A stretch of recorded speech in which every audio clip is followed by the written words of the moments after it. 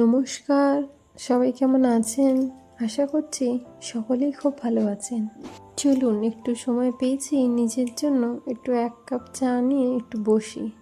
ওর বাবা অফিস বেরিয়ে গেছে, ছেলে তো এখনও ঘুমোচ্ছে। ওর তো স্কুলের ছুটি আরও বাড়িয়ে দিয়েছে প্রচণ্ড বৃষ্টির কারণে, তাই ও শুয়ে আছে।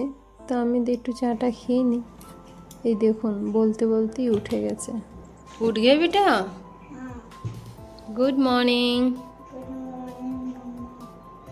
अभी आपको तबीयत सही है बेटा? नींद अच्छा हुआ सना? अच्छा, तो क्या करोगे? बैठो। गोदी में बैठना है? आ जाओ। मुझे आपकी गोदी में अच्छा लगता है। अच्छा लगता है? तो फीवर नहीं है ना आपको? नहीं। आज आपको क्या खिलाऊंगी पता है? क्या? आज রাবড়ি खिलाएंगे ना। রাবড়ি জ্বর মুখে নাকি খুব ভালো, লিভারের জন্যও খুব ভালো। তাই একটু জ্বর আছে, তাই ভাবছি আজকে একটু রাবড়ি বানাবো আর রাবড়ি খাওয়াবো ওকে, তাহলে একটু লিভারটার একটু ঠান্ডা হবে। আর রাবড়ির রেসিপি তো আমি এর আগে বানাইনি, আপনাদের বলেছিলাম যে একদিন রাবড়ির রেসিপি বানিয়ে আপনাদের দেখাবো। তো আজকে ভাবছি রাবড়ি বানাবো, ওকেও খাওয়াবো, তো রেসিপিটাও আপনাদের সাথে শেয়ার করব। চলুন, আমার তো চা খাওয়া হয়নি, ওকে কোলে নিয়ে চাটা পুরো খাই, তারপর শুরু করি। ওকে ব্রাশ করাবো, তারপর ওকে ফ্রেশ করিয়ে তারপর রাবড়ি বানাবো। ছেলেকে ফ্রেশ করিয়ে বসিয়ে দিয়েছি, ও খেলছে, তো তাই চট করে একটু রাবড়িটা বানিয়ে নিই। এখানে নিয়েছি ডালিয়া, এটা গমের ডালিয়া, গমের ছোট ছোট টুকরো ডালিয়া। এটা এখানে এরকম ছোট ছোট ধরনের পাওয়া যায়। আমাদের কলকাতায় দেখেছি এই সাইজগুলো একটু বড় সাইজের থাকে, একটু অন্য ধরনের। তবে এখানকার ডালিয়াটা একটু অন্য ধরনের, একদম ছোট ছোট, আর এটা একটু তাড়াতাড়িও সেদ্ধ হয়ে যায়। এইটা একটুখানি নিয়েছি কারণ এটা জলে ফুটলে অনেকটা হয়ে যাবে, তো একটুখানি লাগবে, বেশিটা তো খাওয়া যাবে না, ও তো বেশি খেতে পারবে না। তো চলুন, এটা প্রথমে ধুয়ে নিয়ে আসি, তারপর এটাকে বানাবো। ধুয়ে নিয়ে চলে এসেছি। এবার এটাকে একটু সসপ্যানের মধ্যে দিয়ে জল দিয়ে আর গ্যাসে একটু ফুটতে বসিয়ে দেবো। এটার মধ্যে একটু নুন দিয়ে গ্যাসটা আস্তে করে এটা সেদ্ধ করতে থাকবো। এটা সেদ্ধ হতে বেশি সময় লাগবে না, কারণ এই ডালিয়াগুলো তো একটু ছোটো ছোটো, একটু তাড়াতাড়ি হয়ে যায়।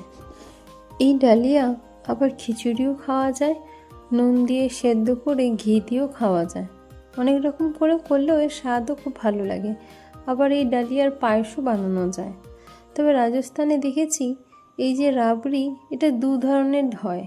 এক, এই ডালিয়া দিয়ে রাবড়ি হয়, আর শীতকালে হয় বেশিরভাগ বাজরার রাবড়ি।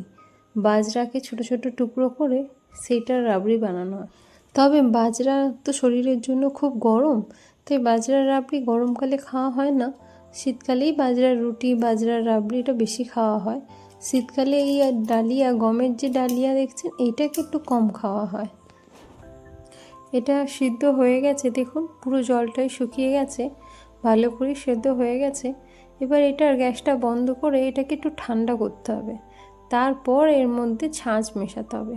কারণ এটা ঠান্ডা না করলে, এই গরম অবস্থায় যদি ছাঁচ মেশানো হয়, তাহলে সেটাকে কেটে গিয়ে কীরকম ছানার মতো দেখতে লাগে, আর খেতেও ভালো লাগে না।